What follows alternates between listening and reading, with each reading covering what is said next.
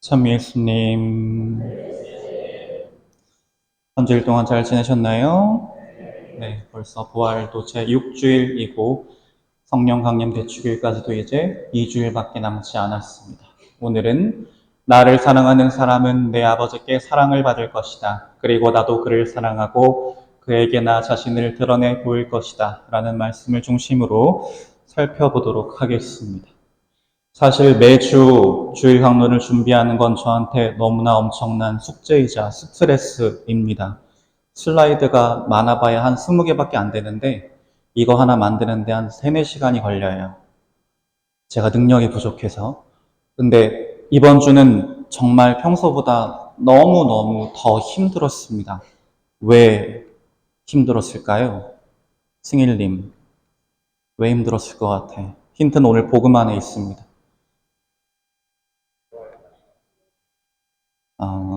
뭔 말인지 사랑 이야기라 힘들었어요. 뭐냐면 너무 뻔한 이야기로 하면 하나도 와닿지 않고 오늘 요한복음의 이야기를 본격적으로 파들어가려고 하자니 머리가 너무 아프고 도대체 어떻게 해야 이 말씀을 조금 더 쉽게 조금 더 내 마음 안에 좀 살아있게 받아들일 수 있을까를 아무리 머리를 쥐어 싸매가며 고민을 해봐도 잘 떠오르지 않아서 많이 힘들었습니다. 그러다 어느 순간 이거 내가 머리로 아무리 고민해봐야 뭐하냐. 이번 주는 한번 머리 말고 마음으로 한번 따라가 보자 라는 생각으로 다시 이제 준비를 하게 됐습니다. 넘어가. 어떤 결혼식장에서 주례 선생님이 앞에 있는 두 신혼부부에게 해준 이야기입니다. 사람은 나이 30을 넘기면 고쳐서 쓸 수가 없습니다. 그저 보태서 쓸 뿐입니다.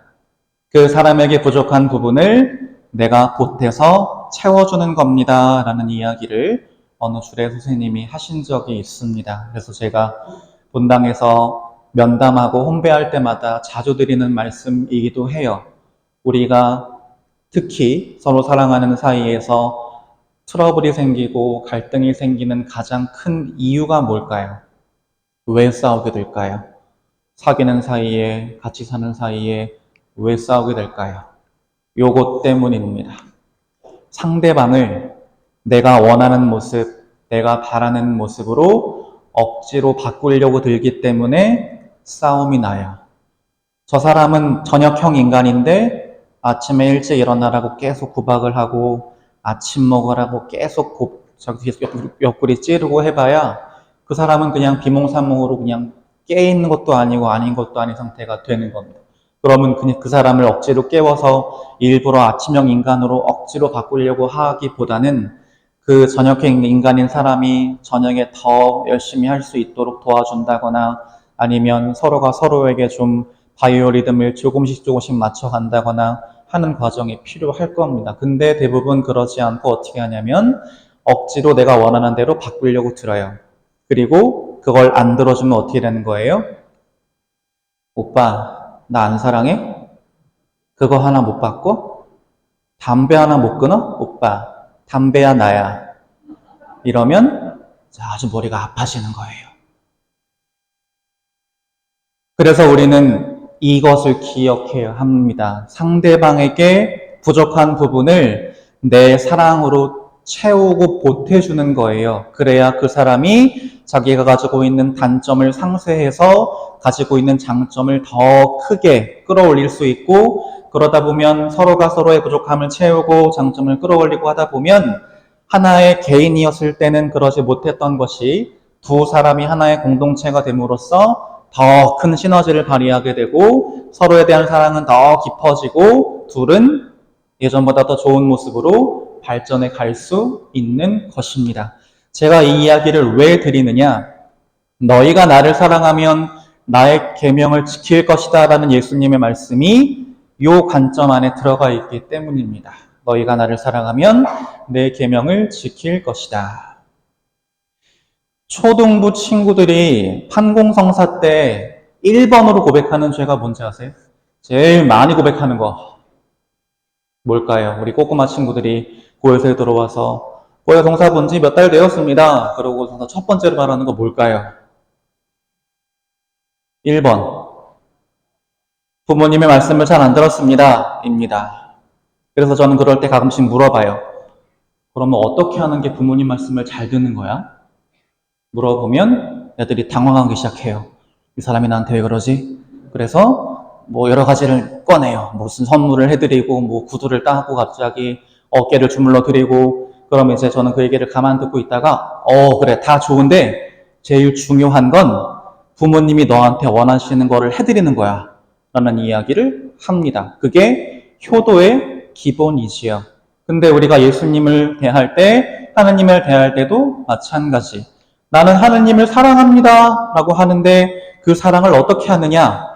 내가 하고 싶은 대로요. 그러면 사실은 그 사랑은 상대방에게 와닿지 않아요. 우리가 예수님께 뭘 해드린다고 그분한테 정말 구체적으로 실질적으로 과연 도움이 될까요? 전능하시고 영원하신 분에게 내가 아무리 열심히 해드려봐야 사실은 별로 의미 없어요. 중요한 건 뭐냐? 주님을 사랑한다고 하면서 내가 기대하고 바라는 것들을 채워달라고만 요구하지 말고 우리가 뭘 해드리려고 해야 되느냐면 주님을 이용해서 이익을 얻으려고만 하지 말고 내가 먼저 주님께서 바라시는 것을 이루어 드리기 위해서 적극적으로 노력해야 한다는 뜻입니다. 그 이야기를 생각하다 보니까 예전에 존 F 케네디 대통령이 자기 취임사에서 했던 이 구절이 떠올랐어요. 국가가 당신을 위해 무엇을 할 수 있는가를 묻지 말고 당신이 국가를 위해 무엇을 할 수 있는가를 물어보라 라고 얘기했던 따라오는 것 같은데 구절이 떠올랐어요. 근데 이제 이 구절을 구체적으로 파고들기 시작하면 이거를 잘못 이해한 몇몇 사람들은 개인의 자유는 다 필요 없고 전체가 중요해 라고 잘못 이해했지만 사실은 이 말씀은 그런 의미가 아닙니다. 더 숭고한 가치를 위해서 각자, 개개인 각자가 감당해야 할 희생이 있고 우리는 그것을 기꺼이 한 사람 한 사람이 감내해야 된다라고 하는 의미로 한 말인데 제가 오늘 이걸 가지고 온 이유는 저 국가 자리에 다른 말을 집어넣고 이해하면 우리가 오늘 바라보고자 하는 복음 말씀의 뜻과 일맥상통하기 때문이에요.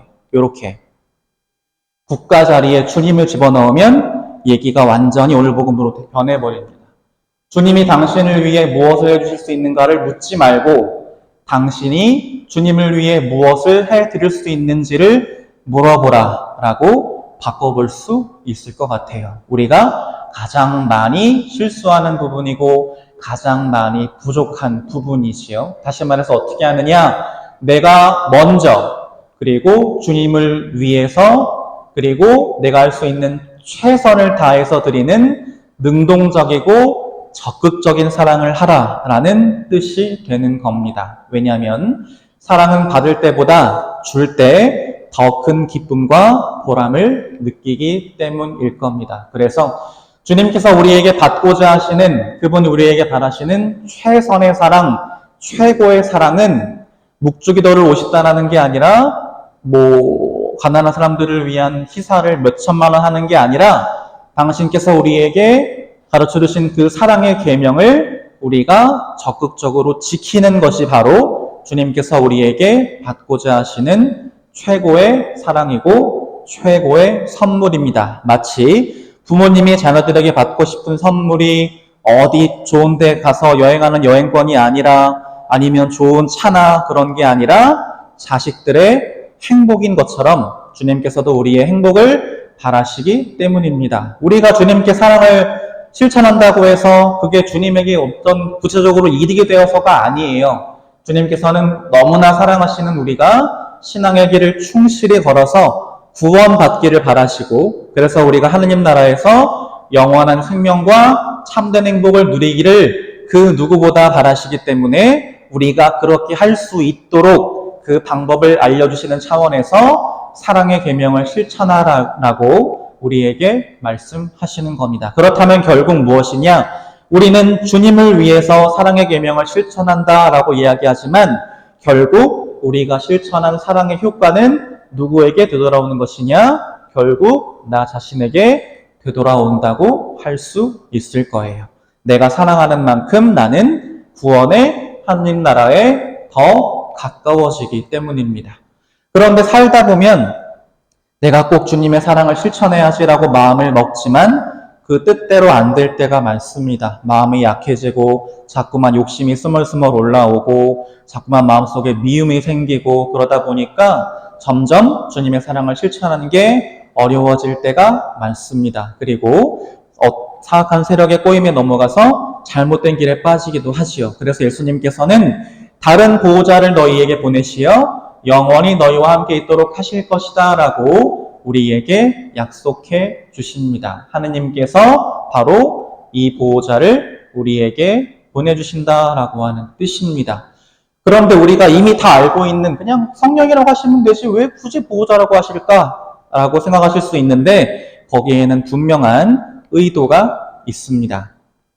오늘 복음에서 보호자라고 번역된 그리스어는 원래 무슨 말이냐면 파라클레토스라고 해서 가까이 불린 사람이란 뜻입니다. 근데 누구에게 가까이 불리는 사람이냐면 법정에서 고소를 당해서 그 죄를 심판받고 있는 피고인에게 가까이 불린 사람이라는 뜻입니다. 그러면 왜 그것이 보호자가 되느냐? 우리가 살다 보면 그러고 싶지 않아도 죄를 짓게 되고 죄를 짓다 보면 마음이 주눅들게 되고 마음이 주눅들게 되면 더 사랑할 수 있는 기회에서 그러지 못하고 충분히 용서할 수 있었음에도 불구하고 참지 못하는 상황이 벌어지게 되지요. 그럴 때 우리 곁에서 우리를 지켜봐 주시면서 힘을 주시고 괜찮아 잘할 수 있어 라고 격려해 주시고 위로해 주시는 그런 존재가 우리와 함께 있다라고 한다면 우리는 죄 때문에 주눅들어 있는 그 마음을 다시 잘 펴서 하느님 뜻을 따라가고자 하는 의지를 되새길 수 있기 때문입니다. 마치 재판정에 서 있는 이 피고가 매섭고 차가운 이 법의 심판대 앞에 서 있는 상태에서 누구 하나 의지할 사람 없고 세상 모든 사람들이 다 나를 향해서 죄인이라고 손가락질하는 그런 두렵고 걱정스러운 상황에서 나를 위한 유능한 변호사가 내 입장을 대변해주고 그리고 나의 벌을 덜 받을 수 있도록 선처를 호소해주는 그런 존재가 있다면 우리에게 너무나 큰 위로와 힘이 되는 것처럼 예수님이 보내주시는 성령이라고 하는 존재가 그 보호자라고 하는 존재가 우리에게 그런 존재가 될 수 있다는 뜻입니다. 그래서 결국 무슨 말이냐? 세상에 혼자 남겨진 것 같은 막막함과 고독을 느낄 때 우리와 함께 계시면서 힘을 주시는 분 그리고 마치 내 마음 안에 들어와 계신 것처럼 내가 얼마나 슬프고 아픈지 내가 무엇 때문에 불안하고 걱정되는지를 완전히 이해해 주시고 깊이 공감해 주시는 분 그래서 내가 고통과 시련을 이겨낼 수 있는 힘을 주시는 분 그분이 바로 예수님께서 우리에게 보내주시겠다는 보호자 성령이 되시는 겁니다. 그래서 우리는 그 성령의 힘과 위로를 통해서 그리고 그 성령의 인도를 통해서 다시 힘을 내서 사랑을 실천하라고 하는 주님의 계명을 열심히 실천하면 되는 것입니다. 그렇게 할 때 우리는 예수님의 이 말씀을 실현하게 됩니다.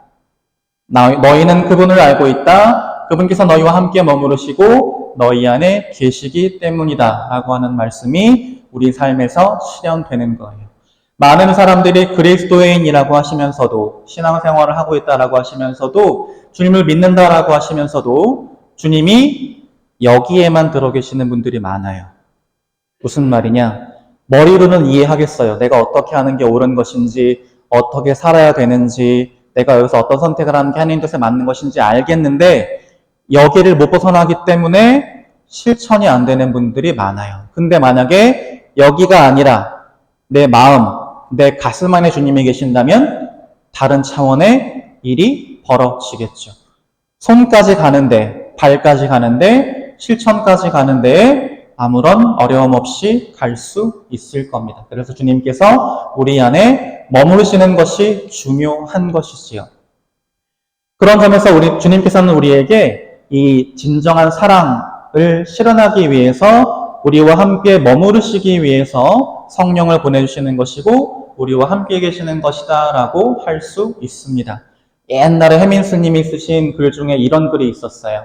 사랑은 같이 있어주는 것, 언제나 따뜻한 마음으로 이야기를 들을 준비가 되어 있는 것, 그를 믿어주는 것, 사랑하는 그 이유 말고 다른 이유가 없는 것, 아무리 주어도 아깝지 않은 것, 그리고 그를 지켜봐 주는 것, 이게 바로 진정한 사랑이 아닐까요? 라고 글을 적으셨던 적이 있습니다. 바로 이 부분이 제일 중요한 것 같아요. 사랑은 같이 있어주는 것. 내가 너무 힘들고 괴로울 때 특별하게 나한테 뭘 해주지 않아도 나의 친한 친구가 옆에 가만히 앉아서 등을 이렇게 쓸어주면 나도 모르게 내 마음속에 있던 그런 슬픔이나 아픔들이 조금씩 사그라드는 걸 느낍니다. 그리고 그 친구의 힘을 통해서 나는 그 상황을 극복하고 툭툭 털고 일어날 수 있는 힘을 얻게 되지요. 예수님께서도 우리를 그렇게 해주시고 싶어서 보호자를 보내셔서 우리와 함께 머물러 주려고 하십니다. 그리고 우리에게도 말씀하세요. 오늘 복음 마지막 부분에서 다시 한번 내가 너희에게 준 이 사랑의 계명을 실천하는 사람이야말로 나를 사랑하는 사람이다 라고 다시 한번 강조해서 말씀하시면서 우리에게도 그렇게 해 주어라 라고 하십니다. 어떻게 해 주어라? 사랑의 실천을 통해서 어렵고 힘든 사람들 곁에 머물러 주라고, 그리고 그 사람들에게 힘이 되어주고 위로가 되어주고 용기가 되어주라고 우리에게 말씀하고 계십니다. 그러면 우리는 하느님께 사랑받는 사람이 되기 때문입니다. 그래서 어떻게 보면 사랑이라고 하는 건 이런 것 같아요. 메마른 땅에 꽃이 피어 있는 경우들을 가끔 볼 때가 있습니다. 저도 예전에 두 번째 본당이 명일동이었는데 거기에 굉장히 유명한 꽃이 있어요. 계단바라라고 하는데, 우단바라라고 하는 거 들어보신 적 있죠? 불교에서 하는 꽃. 그 명일동 성당 돌 계단에 가을만 되면 매년 피어나는 꽃이 하나 있어요. 근데 거기는 흙도 없고 정말 계단 틈에 있는 먼지 정도만 있는 그 틈에 늘 꽃이 피거든요. 그래서 명일동 신자분들이 그걸 보면서 굉장히 놀라워하면서 계단바라라고 부르는데 바로 그게 하느님의 사랑입니다. 메마른 땅에도 꽃이 피어나게 하시는 게 하느님 사랑이에요. 그럼 우리 사랑은 뭐냐? 우리는 메마른 땅에 꽃이 피어나게 할 수는 없어요. 근데 한 가지는 할 수 있습니다. 뭘 할 수 있을까요? 그렇게 피어난 꽃에 물 주는 건 우리가 할 수 있어요. 그게 바로 우리가 실천하는 사랑의 계명입니다. 그런데 하느님의 사랑과 우리의 사랑이 만나면 어떻게 되느냐? 우리는 그 사랑의 실천을 통해서 하느님이 나를 얼마나 사랑하신지를 깨닫고 그 사랑을 더 깊이 느끼고 더 행복해지는 사람이 된다. 주님의 사람이 된다라고 하는 뜻입니다. 그래서 예수님 우리에게 당신의 계명인 사랑을 실천함으로써 우리가 당신을 얼마나 사랑하는지를 보여달라라고 우리에게 요청하고 계시는 것입니다. 그래서 이번 한 주 살아가시면서 오늘 복음의 이 말씀을 마음속에 잘 새겨보셨으면 좋겠어요. 나를 사랑하는 사람은 내 아버지께 사랑을 받을 것이다. 그리고 나도 그를 사랑하고 그에게 나 자신을 드러내 보일 것이다 라는 말씀을 마음에 새겨보셨으면 좋겠습니다. 하느님이 계시지 않는 것 같아요 라고 말씀하시는 분들이 있어요. 그리고 하느님이 정말 나를 사랑하시는지 잘 모르겠어요 라고 말씀하시는 분들이 있어요. 그런데 대부분 그런 분들은 사랑의 실천에 굉장히 소극적인 분들이에요. 내가 이만큼 해줬는데 그 사람이 이만큼 안 들려주면 어떻게 해요? 저 사람은 나한테 아무것도 안 하는데 왜 난 이렇게 해야 해요? 라고 하면서 사랑의 실천에 소극적인 분들이 보통 하느님의 사랑을 잘 느끼지 못하시는 경우가 많습니다. 그래서 이번 한 주 나의 그런 소극적인 마음을 좀 벗어나 보셨으면 좋겠어요. 누가 시키지 않아도 생기는 거 없어도 그 사람이 나한테 먼저 하지 않았어도 내가 먼저 조건 없이 주님을 위해서 그분께서 기뻐하시는 그것을 나도 기뻐하기 위해서 내 주변 사람들에게 사랑을 실천하는 그 실천을 이번 한 주 한번 해보겠습니다.